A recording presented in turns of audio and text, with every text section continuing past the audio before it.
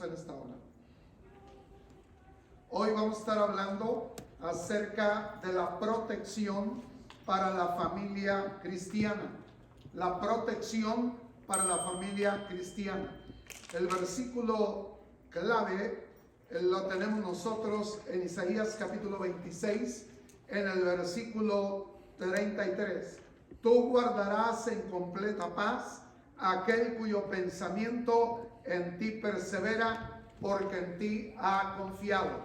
Una vez más, Isaías 26, versículo 3, nos dice: tú guardarás en completa paz a aquel cuyo pensamiento en ti persevera, porque en ti ha confiado. La mayoría de los padres cristianos dirían que su mayor deseo para sus hijos es que crezcan amando y sirviendo al Señor. Este no es un resultado que se va a producir por accidente. Los hijos no van a servir a Dios por accidente. Este resultado es algo por lo que se tiene que trabajar. Los padres cristianos necesitan reconocer los desafíos que enfrentan sus familias y encontrar la guía bíblica para superarlos. Quiere decir, para que los hijos sirvan al Señor, amen al Señor. Se requiere de esfuerzo y dedicación de los padres para que puedan inculcarles a ellos la fe cristiana. La sabiduría humana puede ser útil para crear familias, pero los cristianos reconocen la sabiduría piadosa para la vida se encuentra en la palabra de Dios. Es decir, cómo hemos de educar a nuestros hijos, cómo hemos de prepararlos para servir al Señor, cómo hemos de prepararlos para la vida. Eso lo podemos encontrar en la palabra de Dios. Hoy vamos a examinar la orientación de la Biblia para crear hijos piadosos y para protegerlos de influencias pecaminosas. La tarea más importante de los padres es proteger a sus hijos de cualquier daño. Desde que el niño nace, lo primero que los padres hacen es tomar medidas para comenzar a proteger la vida de sus hijos, la vida de los niños, para que nada vaya a afectarlos, para que nada vaya a dañar sus vidas. Pero esto no solo se limita a la protección física, porque a veces nosotros nos limitamos a proteger a los hijos, pero a protegerlos solamente físicamente. Aunque se les brinda alimentos, ropa, amparo y seguridad de los depredadores, no solamente eso es lo único. Si tenemos nosotros que cuidarlos espiritualmente, es decir, cuidar su vida física, que no sufra ningún daño, pero también cuidar su vida espiritual, para que su vida espiritual no sea dañada. Es decir, tenemos que darle el mismo valor y la misma importancia a protegerlos físicamente y a protegerlos espiritualmente, para que su vida espiritual no se dañe. Los padres cristianos que se esfuerzan al máximo pueden tener dificultades en esta área, pueden tener dificultades en esta tarea. La palabra de Dios nos da dirección sobre las cosas que podemos hacer. Luego debemos de confiar en Dios y orar para que nuestros hijos tomen la decisión correcta respecto a su relación con Dios. Es decir, tenemos que hacer nuestra parte para que ellos conozcan a Dios, nuestra parte para que les sirvan a Dios, nuestra parte para que tomen decisiones correctas que les ayuden y que les beneficien. Pero también tenemos que estar conscientes de que ellos son individuos que van a tomar sus propias decisiones, que tienen un libre albedrío. Quiere decir, aparte de inculcarle valores espirituales, tenemos también que orar por ellos para que Dios obre en sus corazones y lo haga a temprana edad. que a temprana edad ellos puedan tener una experiencia personal con Dios. Es bueno tener información, es bueno conocer la palabra de Dios, conocer las verdades de Dios, conocer la doctrina, pero aún más importante es experimentar la realidad del Dios vivo en nuestra vida, porque lo que va a preservar finalmente a los hijos no es tanto el conocimiento, aunque sea de la Biblia que hayan adquirido. Lo que va a hacer que ellos permanezcan y les sirvan a Dios y permanezcan buscando a Dios es la experiencia que ellos hayan tenido con Dios, una experiencia genuina, real, personal, de manera que ellos puedan saber que pueden relacionarse con Dios y que Dios es una realidad, que no es un conjunto de doctrinas, que no es un conjunto de conceptos, que no es una filosofía, sino que es una realidad viva, que el ser humano puede relacionarse con Dios. De manera que necesitamos nosotros orar por ellos para que no solo conozcan la Escritura, sino la experimenten en su propia vida. Imagínense que usted necesita cargar un sofá, que usted va a cargar un sofá. ¿A quién quiere del otro lado para que le ayude? ¿A un niño de 5 años o a un adulto? Esta es la idea detrás de la advertencia que Pablo le da a los creyentes en 2 de Corintios, en el capítulo 6, versículo 14. No os unáis en yugo desigual. Si usted va a cargar un sofá, pero del otro lado pone a un niño de 5 años, entonces es desigual. No hay una igualdad para poder cargar ese sofá. Lo que va a acontecer es que al cargar el sofá, o puede sufrir daño usted, o puede sufrir daño el niño, o puede sufrir daño el sofá. Es decir, pero de que se va a dañar, se va a dañar, porque es algo desigual. También lo más probable es que el asociarnos con incrédulos perjudique las relaciones que los creyentes tienen con el Señor. Tenemos que tener cuidado con quién nos asociamos. Es decir, con qué persona me asocio. Tengo que asociarme con personas que me van a edificar en mi fe, que me van a ayudar en mi crecimiento espiritual. Entonces no puedo asociarme con incrédulos, con aquellos que no conocen a Dios. Por eso la Escritura habla de ello como un yugo desigual. En primer lugar, sus prioridades son muy distintas a mis prioridades. Es muy diferente lo que ellos creen a lo que yo creo. Es muy diferente la manera en que ellos ven la vida a la manera en que la ve la vida un creyente. Entonces, por eso es que la Escritura dice que no os unáis, quiere decir no te asocies con un impío. No te asocies con un incrédulo, porque eso va a perjudicar tu relación con Dios, tu relación con el Señor. La Escritura nos dice que las malas compañías corrompen los buenos hábitos. Quiere decir, si tengo una mala compañía, lo que va a hacer es destruir mis valores, es destruir mis buenos hábitos. Por eso la Escritura dice, no os unáis en yugo desigual con los infieles. Quiere decir que tenemos que tener cuidado con quienes nosotros nos asociamos. Ahora, este pasaje a menudo está vinculado a noviazgos, a matrimonios, a asociaciones comerciales, pero su aplicación es mucho más amplia. Es a cualquier relación cercana entre un creyente y un incrédulo. Cualquier tipo de relación, no importa la relación que sea una relación de noviazgo, la Escritura dice claramente, no os unáis en yugo desigual con los infieles. Quiere decir, no te asocies con un infiel. Es un mandamiento de Dios.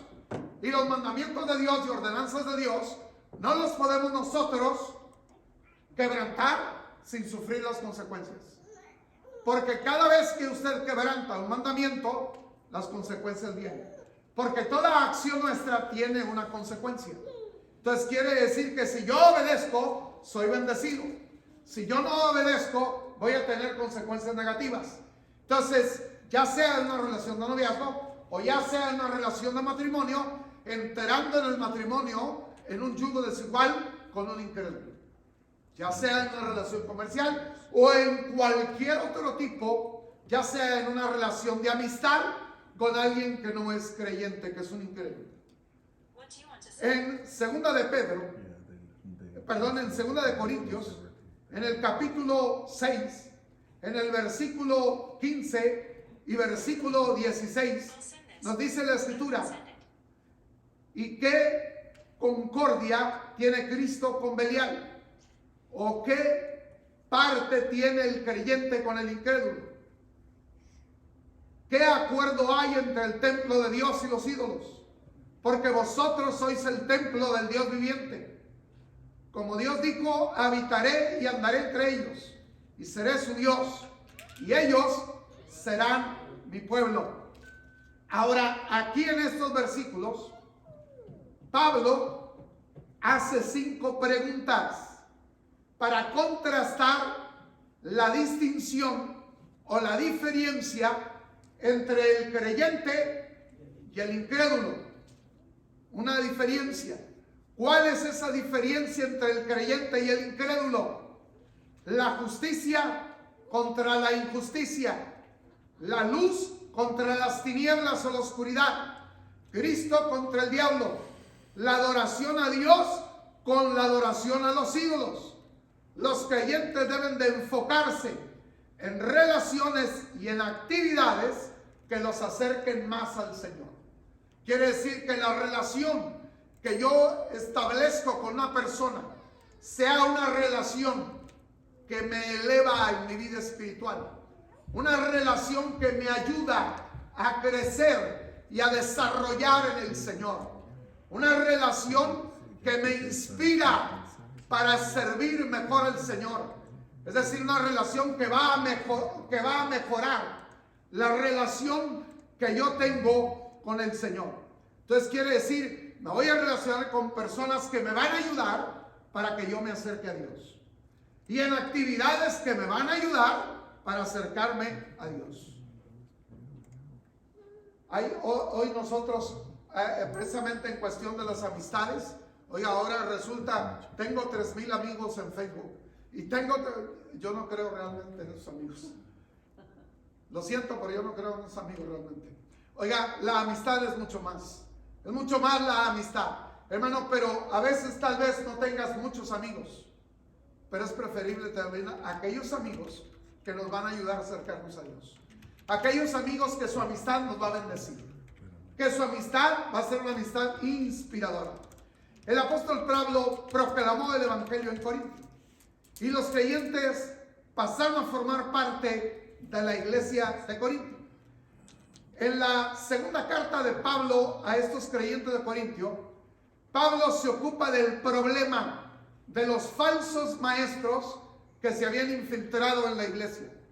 Es decir, el enemigo trata de infiltrar a algunos agentes suyos para destruir la fe de los creyentes, para apartarlos y para alejarlos de Dios. Pablo se ocupó de este problema de los que se habían infiltrado en la iglesia.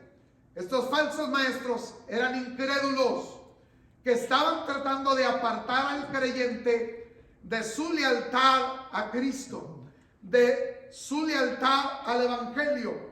El objetivo de esta influencia negativa era desviar al rebaño, no era pastorearlo. El Señor advirtió con toda claridad que vendrían tiempos en que entrarían lobos rapaces vestidos de ovejas. Quiere decir que se disfrazan de ovejas. Dice, y no van a perdonar al rebaño. Pero Pablo de inmediato advierte a la iglesia. En estas 5 preguntas, Pablo desafía a los creyentes de Corintio haber la necesidad de evitar la influencia de falsos maestros. Si los creyentes no evitaban estos falsos maestros, ellos estarían uniéndose en un yugo desigual con los incrédulos, y esto dañaría su relación con Cristo. Es expresamente la razón tan importante de tener cuidado con las relaciones que establecemos con otras personas, de la forma en que interactuamos. ¿Por qué razón? Porque eso puede dañar nuestra relación con Cristo. Tenemos que tener cuidado que no se dañe nuestra relación con el Señor Jesucristo. En cambio, los creyentes, tanto adultos como niños, deben evitar las relaciones cercanas con los incrédulos y con las actividades que promueven la maldad, que promueven el pecado. Tales cosas los van a alejar del Señor y de una vida recta. Los cristianos deben de aprender a vivir en el mundo, pero sin el mundo. Estoy en el mundo, vivo en el mundo, pero no vivo como el mundo vive. Es decir, porque vivimos en este mundo, no vamos a vivir como vive este mundo. Vamos a vivir, dice la Escritura, como extranjeros y como peregrinos, porque somos extranjeros, somos peregrinos que vamos camino a nuestra patria celestial. Entonces, ¿de qué manera voy a vivir? De una manera diferente a la manera en que vive el mundo, diferente a la manera en que viven los pecadores. Entonces quiere decir que vivo en este mundo, pero no soy de este mundo. No vaya a seguir la corriente de este mundo. Si piensa en su infancia, es posible que le dijeron qué debería hacer o qué no debería hacer, dependiendo de la familia a la que usted pertenece. Si cada familia tiene sus normas, cada familia tiene sus reglas. Entonces, ¿qué fue lo que hicieron cuando era niño? Esto puedes hacer, esto no puedes hacer. Quiere decir, establecieron los padres o la familia determinadas normas, determinadas reglas que usted tiene que seguir. Pablo llamó a los creyentes a comprender que son parte de la familia de Dios. Son parte de la familia de Dios. Dios habita en nosotros. Nuestro cuerpo, dice la Escritura, es templo del Espíritu Santo, del Espíritu de Dios. Por eso se espera ciertas cosas del creyente, incluyendo la santidad, incluyendo la pureza. La Escritura dice que como hijos de Dios tenemos que vivir en santidad y tenemos que vivir una vida de pureza. ¿Por qué? Porque somos hijos de Dios, porque Dios habita en nuestra vida. El Evangelio es el poder de Dios para salvación y es la transformación. Quiere decir, el Evangelio tiene el poder de cambiar, de transformar las vidas de aquellos que oyen, que reciben el mensaje del Evangelio. Cuando una persona oye el mensaje del Evangelio, lo recibe, lo vive, se acerca a Dios, el Espíritu Santo viene para comenzar a obrar una transformación en su vida. Tiene el poder de transformar las vidas.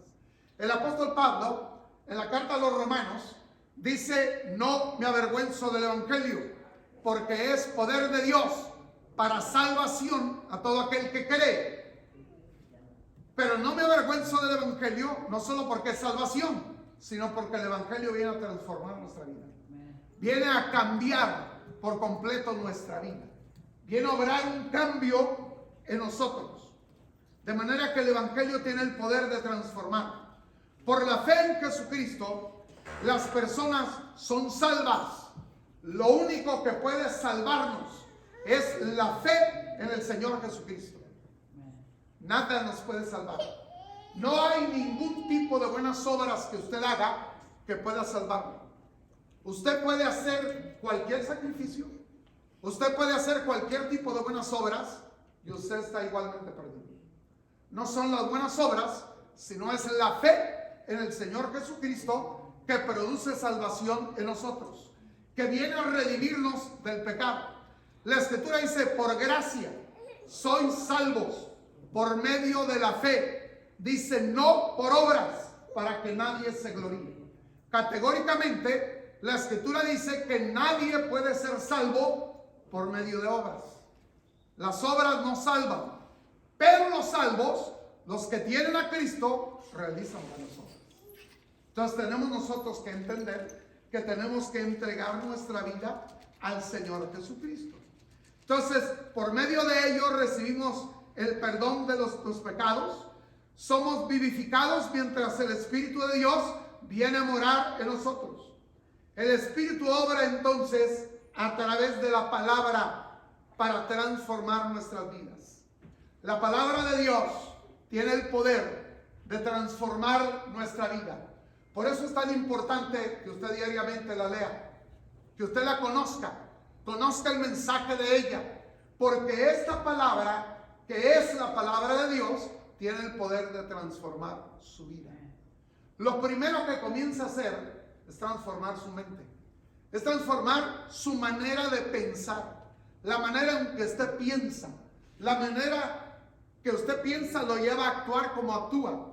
De manera que si mi manera de pensar cambia, va a cambiar mi manera de ser. Va a cambiar mi manera de actuar.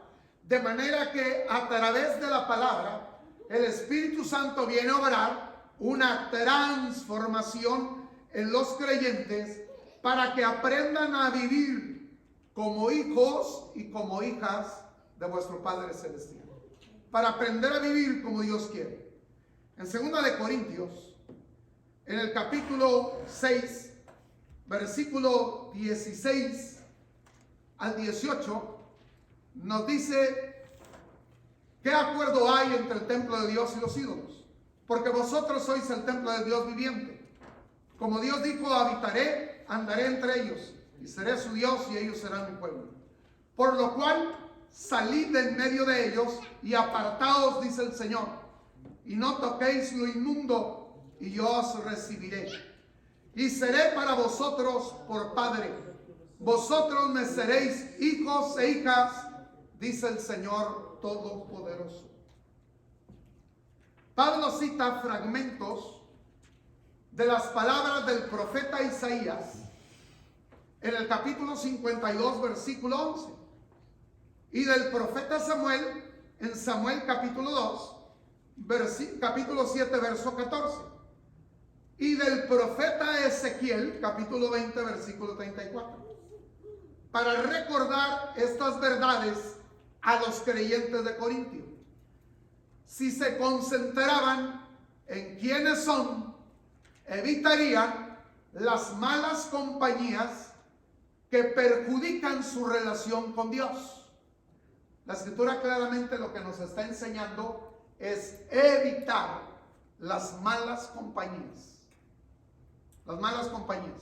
Es evitar una compañía que lo que va a hacer es perjudicar mi relación con Dios.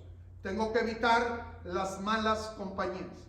Los padres pueden enseñar mejor a los niños a buscar relaciones sanas, modelando actitudes y acciones que los ayuden a hacer eso mismo. Quiere decir, el padre tiene que servir de modelo. La mamá tiene que servir de modelo. Tienen que servir de modelos para sus hijos.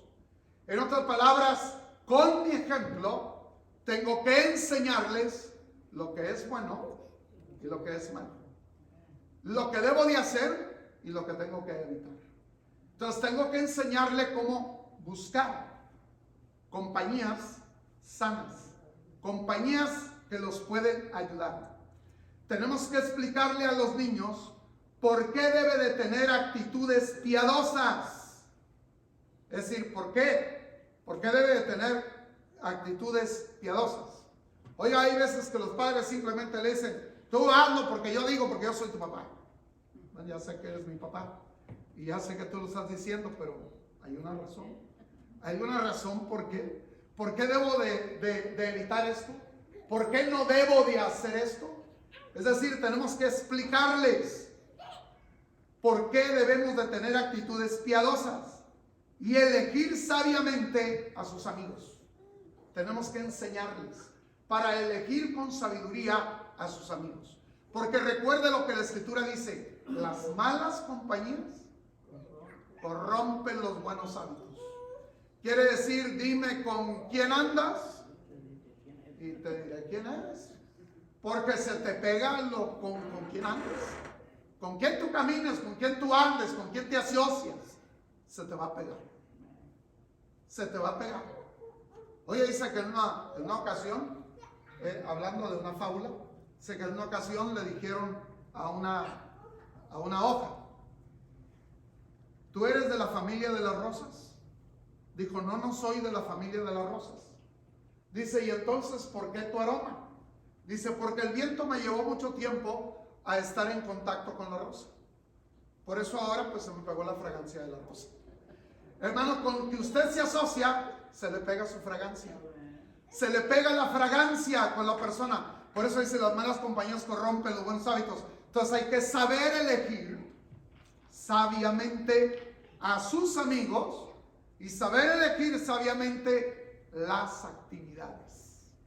Las actividades. Mire, ahora han estado advirtiendo mucho acerca de los famosos retos que están haciendo ahí en el Facebook, en las redes sociales, y muchos de ellos incluso ya han llegado a ocasionar muertes. Ya han llegado a ocasionar muertes. ¿Por qué? Quiere decir que están eligiendo una actividad que es peligrosa. Quiere decir que ellos de una forma se asociaron con esas personas que los están induciendo a tomar acciones peligrosas. Entonces tenemos que tener cuidado con las actividades que elegimos. Asegúrese de que entiendan que es más que seguir una lista de lo que debe de hacer y de lo que no debe de hacer. Porque a veces nosotros lo que estamos dando la imagen, la impresión, es de que tú debes hacer todo esto y tú debes evitar todo esto. La vida no es nada más no hacer y hacer. No es nada más una lista de qué hago y qué no hago, sino que es más que eso. No es solamente lo que hago, lo que no debo hacer, sino que se trata de construir una relación más fuerte con Dios. Quiere decir, no solamente se trata de decirles: hermanos, como creyentes toda está lista, ustedes no pueden hacer nada de eso. Y ustedes tienen que hacer todo eso. El creyente no puede hacer esto, el creyente puede hacer eso. Bueno, no se trata solamente de eso. Se trata de que usted aprenda a construir una relación fuerte con Dios. Una compañía fuerte con Dios. Una compañía fuerte con el Señor. Los niños están mejor protegidos de las influencias malas, destructivas, cuando entienden las razones por las que está bien o por lo que está mal. Ellos van a estar más protegidos porque ya saben por qué eso no debo de hacerlo, por qué eso es malo, por qué eso está bien y por qué eso debo de hacerlo. Es decir, están más protegidos, están más preparados y de esa manera toman mejor elección. Elecciones que van a afectar su relación con Dios y con otras personas. Las elecciones, las decisiones que usted tome van a afectar su relación con Dios y van a afectar su relación con otras personas. Entonces, por eso tiene que tener mucho cuidado con todo eso, lo que usted está haciendo. La gente suele restar importancia a los hábitos destructivos. Eligen ignorar o rechazar lo que la Biblia dice sobre el engaño y las consecuencias del pecado. Tratan de ignorar, tratan de evitar, de rechazar lo que dice la Biblia acerca del pecado y de sus consecuencias. El pecado lo que hace es endurecer el corazón. Es endurecer el corazón. El pecado tiene esa capacidad, no solamente de destruir su fe, de destruir su vida espiritual, de llevarlo y condenarlo al infierno, sino tiene el poder de ir endureciendo su corazón, de que su corazón se vaya endureciendo. Cuando usted hace algo que es malo, que usted sabe que está mal, inmediatamente pierde la paz, pierde la tranquilidad, se siente mal, se siente nervioso. Es decir, inmediatamente hay una reacción, porque usted sabe que eso está mal.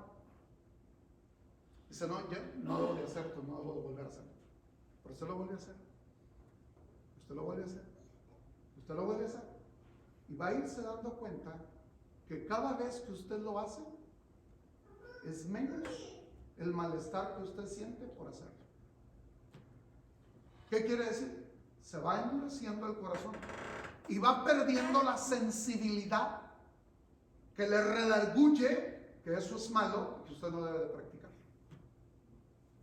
¿Por qué? Porque usted lo sigue practicando, aunque usted lo sepa, que usted lo que está haciendo es endurecer el corazón, haciendo que cada vez sea más difícil para la persona responder a la obra del Espíritu Santo. Porque el Espíritu Santo lo que hace es redarguir. Lo que hace el Espíritu Santo es hacerle sentir mal por el pecado. Ese malestar que usted siente, que dice, me siento mal porque hice esto. Hice mal, no debo de hacerlo. Esa es la obra del Espíritu Santo. Es el redarguir del Espíritu Santo, que es la obra que Él hace. Hacer que usted se sienta incómodo, que lo haga sentir mal por el pecado que cometió. Pero si usted sigue practicando, lo que hace es ir endureciéndolo.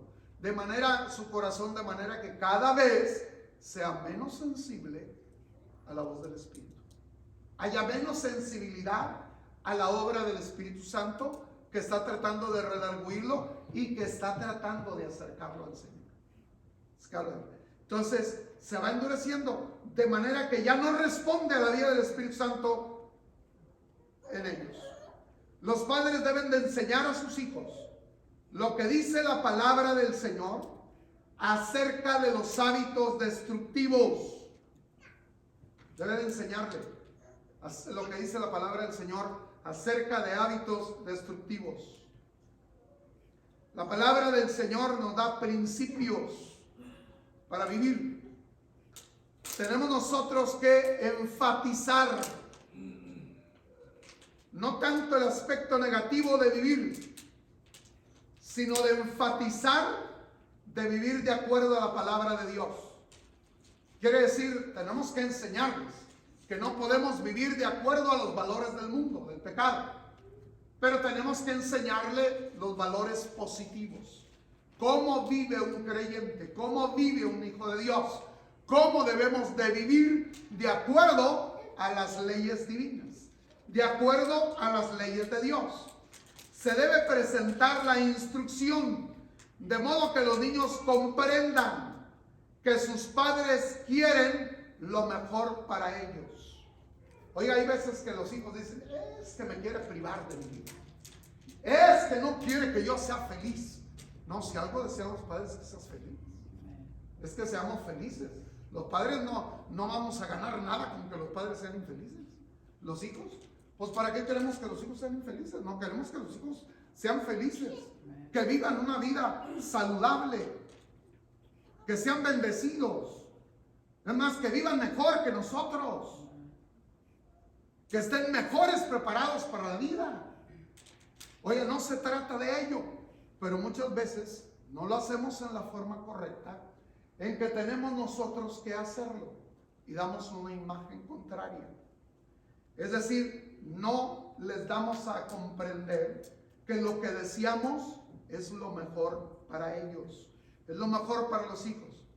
Por supuesto, se tiene que modelar un estilo de vida recta, porque es algo poderosísimo, un estilo de vida. La mejor manera de enseñar a alguien no es tanto con palabras, es con su ejemplo. Es con lo que usted vive. Es en la manera en que usted se comporta, en la manera en que usted camina. Usted los va a enseñar, no solo con palabras, lo va a enseñar con su conducta. Con la conducta suya, usted le va a demostrar lo que es mejor. Usted le va a enseñar a ellos. ¿Cómo le va a enseñar la rectitud? Pues siendo usted recto. ¿Cómo le va a enseñar la justicia? Siendo justo. ¿Cómo le va a enseñar que es malo odiar? Pues no odiando, amando. ¿Cómo le va a enseñar que es malo guardar rencor? Pues deshaciéndose de su rencor. Es decir, todo se va haciendo de la manera en que nosotros lo vivimos. Es decir, un estilo de vida recta es poderosísimo para impactar la vida de las personas. Es como aquellos padres que dicen, ve a la iglesia, hijo, pero nunca va el padre. No va a surtir ningún efecto. Ellos no van a ir porque usted no va, porque ellos están observándolo a usted. Si fuera importante, mi padre iba. Pero quiero decir que con su actitud me está diciendo que no es importante. Hijo, ora, pero nunca lo veo orar a usted. No lo va a hacer. No va a orar, porque él está viendo su actitud. Y si a él no lo ve a usted nunca orar, quiere decir, no es importante. Si fuera importante lo haría. Porque las cosas importantes las hace, las realiza, las vive. Entonces quiere decir, no podemos pretender que hagan lo que nosotros no hacemos. Ellos van a hacer lo que te vean hacer.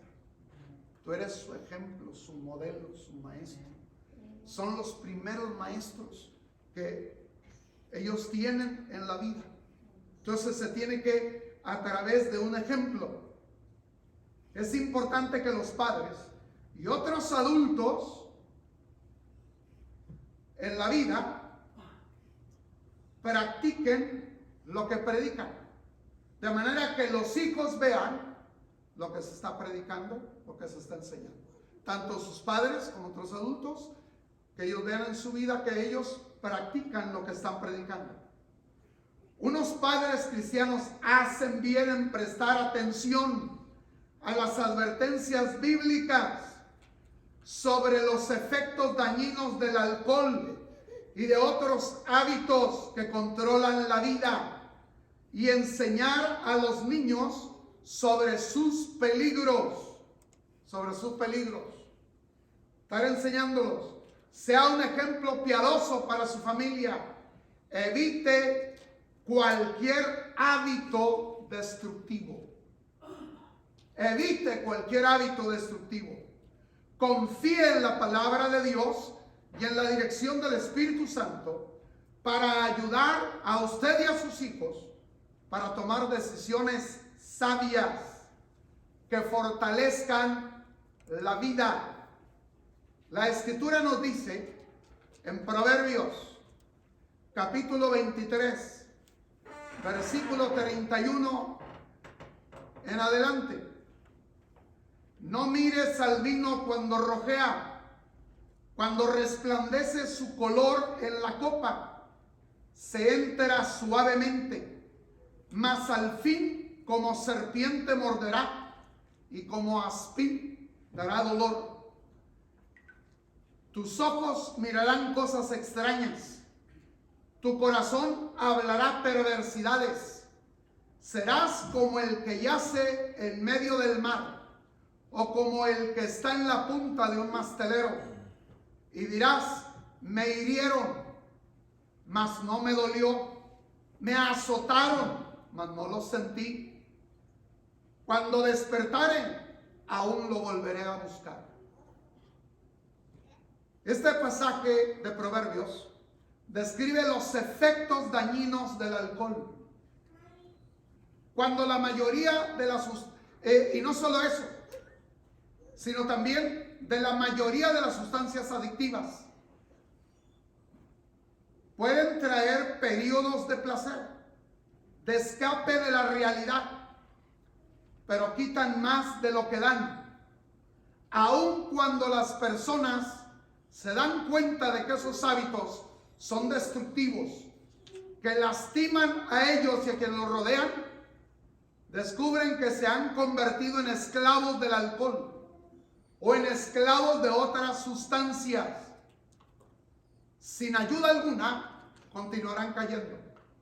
Seguirán cayendo. Seguirán cayendo. Oiga, es una adicción. Y las adicciones es muy difícil quebrarlas, romperlas sin ayuda.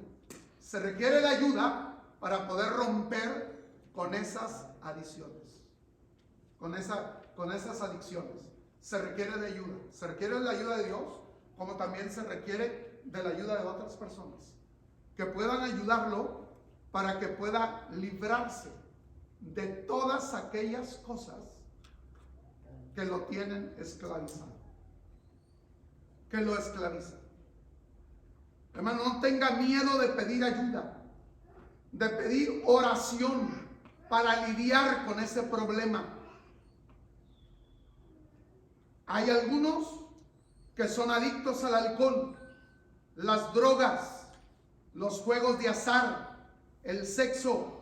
Hay muchos grupos de apoyo para los hijos adultos, para los adolescentes, para los padres que están luchando con las adicciones. Hermano, Dios quiere que nuestra vida esté libre. La Escritura dice, si el Hijo os libertare, refiriéndose a Cristo, seréis verdaderamente libres. Hay cadenas que no son visibles, pero son tan reales, que mantienen esclavizada a la persona. Hermano, en mi tiempo como pastor, he visto a muchas personas que Dios las ha librado de adicciones tremendas que han tenido.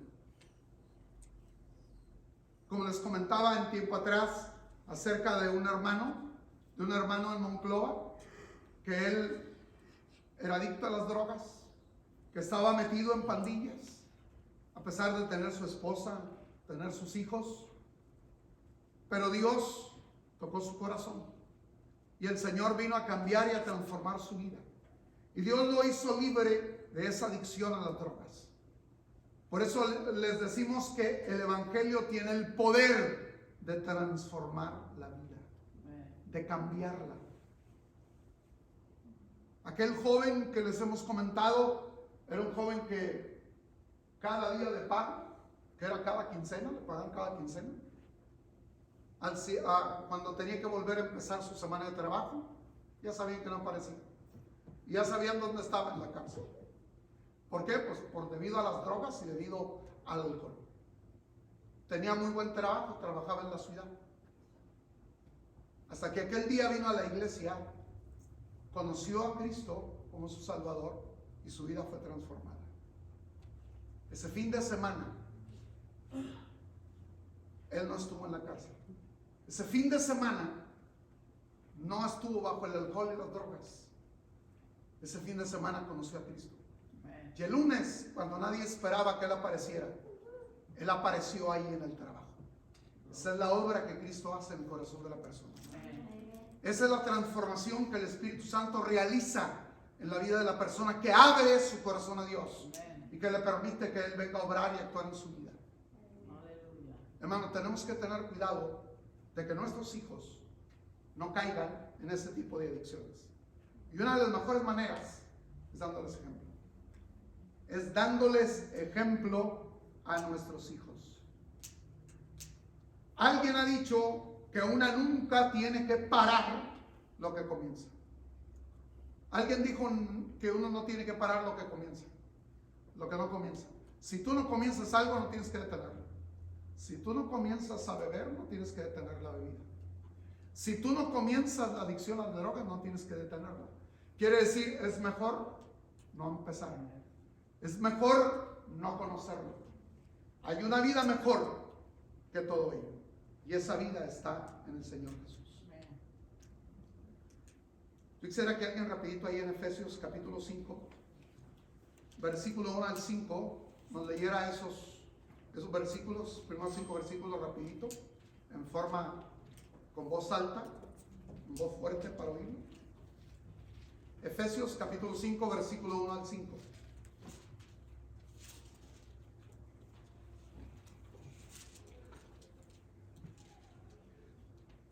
Mientras buscan el versículo, cuando ya esté listo, me dice, la vida está llena de elecciones. ¿Qué herramientas puede utilizar la gente para determinar las opciones, si son buenas o si son malas? Porque la vida está llena de elecciones. Continuamente tengo que estar realizando elecciones, tengo que hacer elecciones. Entonces, ¿cómo puedo saber si la elección que voy a tomar es buena o es mala? Si es una elección positiva o es una elección negativa. Una elección que me va a dañar o que me va a perjudicar. La palabra de Dios proporciona mandatos, principios claros para guiar a las personas. Algunos de los cuales se encuentran en la carta de Pablo a los creyentes de Éfeso. ¿Alguien lo tiene para que me lo lea, por favor? Ser pues imitadores de Dios como hijos amados, y andar en amor como también Cristo nos amó, y se entregó a sí mismo por nosotros, ofrenda y sacrificio a Dios en olor fragante.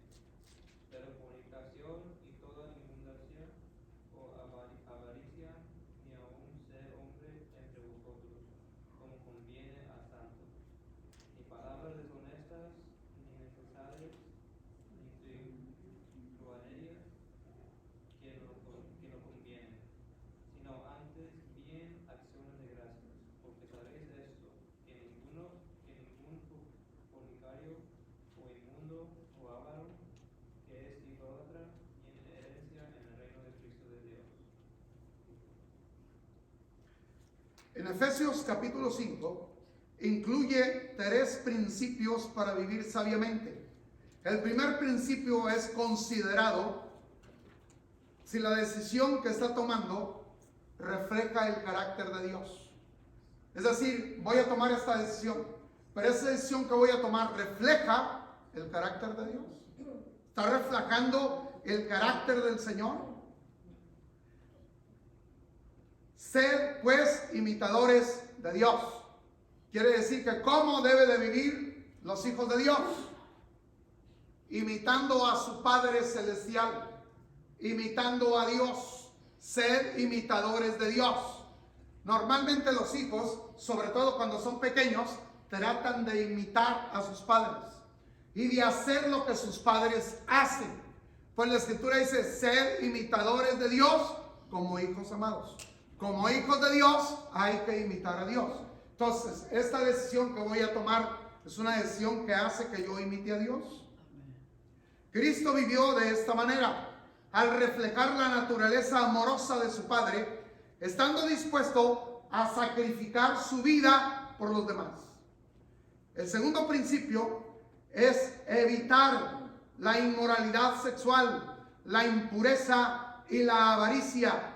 En esencia, quiere decir que tenemos que elegir un estilo de vida que honre a Dios, un estilo de vida que glorifique al Señor.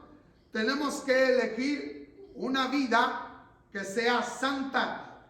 El tercer principio es usar la sabiduría. Esto proviene de la obra del Espíritu Santo y de aprender a practicar las verdades bíblicas para usar la sabiduría, practicando las verdades bíblicas. Estos 3 principios son un buen comienzo para vivir sabiamente. En el versículo 15 al versículo 18 de Efesios capítulo 5, ahí la Escritura nos dice: mirad pues con diligencia cómo andéis, no como necios, sino como sabios, aprovechando bien el tiempo, porque los días son malos. Por tanto, no seáis insensatos, sino entendidos de cuál sea la voluntad del Señor. No os embriaguéis con vino, en lo cual hay disolución. Antes bien, sed llenos del Espíritu. Sed llenos del Espíritu. Aquí la palabra del Señor nos dice que tenemos que ser sabios, lo que nos va a ayudar a evitar hábitos destructivos. Como dice Proverbios, el avisado, capítulo 27, verso 12, el avisado ve el mal. ¿Qué quiere decir? El sabio ve el mal y se esconde. Mas los simples, es decir, los necios, pasan y reciben el daño. Quiere decir, el que es sabio está viendo el mal. ¿Y qué hace? Esconderse. Si viene el mal, pues me voy a esconder. Si viene la tormenta, pues me escondo para no recibir daño. Pero el necio, usted se pasa y recibe el daño. Entonces tenemos que actuar de una manera sabia. La palabra de Dios proporciona una visión divina del peligro de los hábitos destructivos, de la inmoralidad, de la impureza, de la codicia. Todo eso no refleja la naturaleza santa y amorosa de Dios. Aquellos que viven según las normas del mundo, en vez del ejemplo de Cristo, no van a heredar el reino de Dios. Dice, los que viven de esta manera, los que practican estas cosas, no heredarán el reino de Dios. No tienen herencia con Dios. Observemos que los pecados específicos que Pablo señala en este pasaje se relacionan con los placeres de la carne. Lo que comienza con placer termina en adicción. Por ejemplo, el consumo social del alcohol. Hay unos que dicen, es que tengo que consumir alcohol, pero tengo que hacerlo socialmente, porque tengo cierto tipo de trabajo donde tengo que atender a ciertas personas. Por eso que comienza como lo que dicen comúnmente un bebedor social, se termina convirtiendo en un hábito que lo hace esclavo del pecado, con graves consecuencias como la pérdida del trabajo, como conflictos, la ruptura de relaciones o aún del matrimonio. Los cristianos tenemos que tomar en serio un llamado a vivir guiados por el Espíritu, abandonando los placeres de la carne. Si nosotros abandonamos los placeres de la carne y nos rendimos al Espíritu, vamos a experimentar el gozo que lleva a vivir una vida que honre al Señor. El Señor quiere y desea que vivamos vidas santas, vidas puras, apartados del pecado. Porque dice la Escritura, sin santidad nadie verá al Señor. La única forma de verle en la eternidad, de estar con Él por la eternidad, es viviendo una vida de santidad, abandonando y dejando todo lo que la Escritura nos dice que hay que abandonar y viviendo de acuerdo a los preceptos, a las ordenanzas, a las leyes, a los mandamientos divinos. Hermano, ¿cómo estamos viviendo? ¿Y qué ejemplo estamos dando a nuestros hijos? El tiempo, hermano, se nos ha acabado, pero piense usted, si usted verdaderamente está dando un ejemplo positivo